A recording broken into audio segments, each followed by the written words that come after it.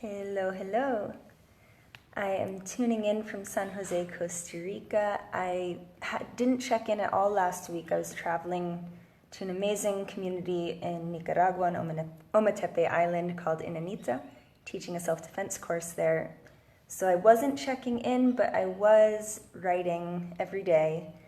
If you're just tuning in now, I'm working on a book called Vagabondess. It will be a guide to solo female travel for everyone. And I'm over halfway through. I passed 30,000 words yesterday. I don't know if I'll actually get up to the 50,000 words for this November writing challenge, because I think I might actually be done before then. It might only be 40,000 words when all is said and done. That's what I've been working on. I didn't tune in last week. I was writing.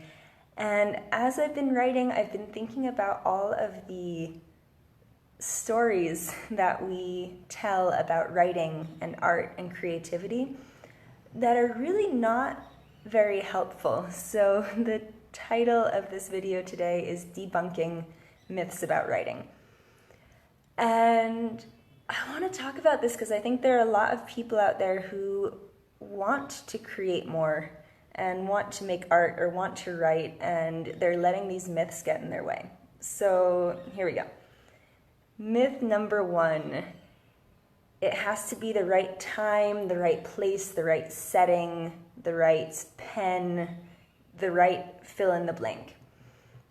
So creatures of habit, we get hung up on routine, and so it's really easy to believe that myth that, oh, we can only create, we can only be creative, we can only write if we're sitting in our writing chair, if it's 7 a.m. because that's when we do our writing, if we have a special pen that we write with.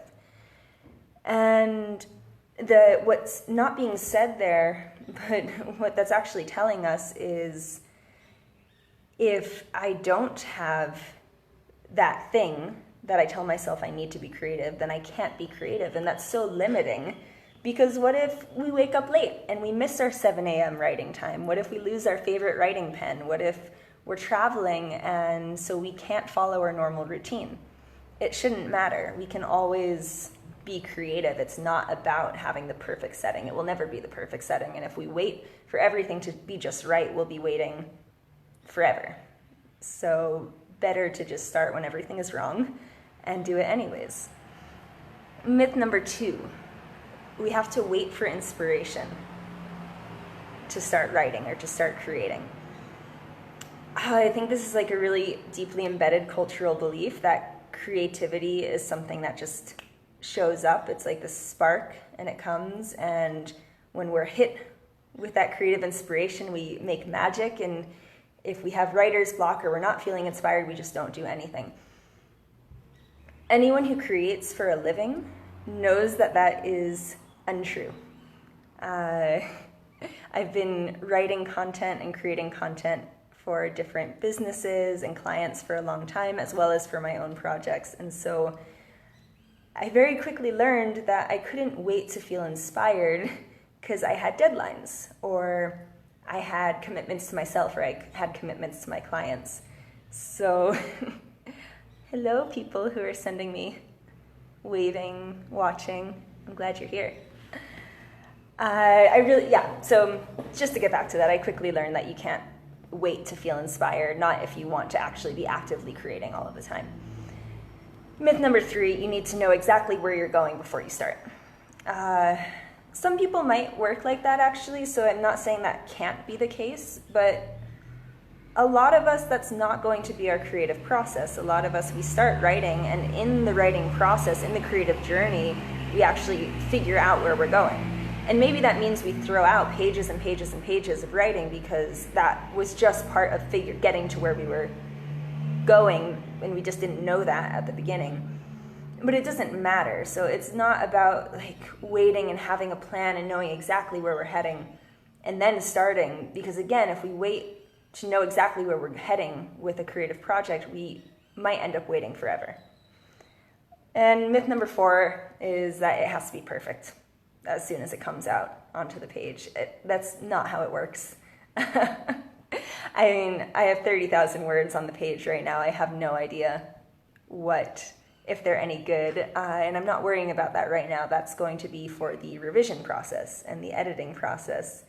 The creative process, the process of actually writing or making art or making anything, isn't about achieving perfection. And if we go into a project with that mentality, we're really getting in our own way before we even start.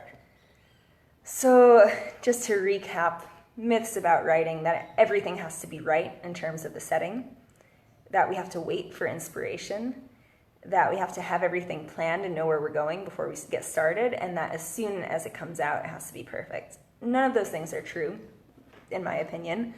And if any of those beliefs, if any of those myths are blocking you from actually diving into a creative project of your own, please reconsider. I think you'll find that it's a lot more satisfying to leave some of those beliefs on the side and actually enjoy the process, let it lead you where it needs to go, and also develop a practice of being creative rather than waiting for all of these elements to be perfect. Actually just practicing it every day and saying, okay, you know what, I want to be creative, I want to write, I want to make art, I want to make music, I want to dance, whatever it is, and actually do that thing every day. Doesn't have to be at the same time every day, it doesn't have to be in the same place, it doesn't have to be in the same form, but to decide that I am going to be creative, and worry about all of those details later, or don't worry about them at all. And also, Patreon informed me that today is Thank You Patrons Day. If you don't know, Patreon is a platform for artists and creators like me to seek direct financial support from the people who value what they're creating. And if you're interested in that, it sort of works like a membership program. There are special benefits and perks and sneak peeks and exclusive content. There's a link to my Patreon page in the description of this video. And what did I want to say? I want to say thank you to the people who are supporting me already. I launched that page less than a month ago, and those of you who are supporting already, you know who you are. Your support and your trust means so much to me.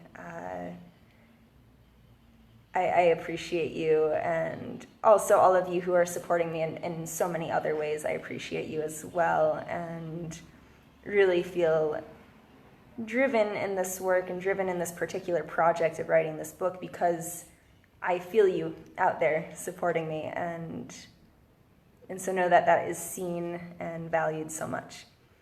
So thank you, patrons. Thank you, friends. Thank you, community. Don't believe anything they tell you about being creative. Go out and do it. Have a great day.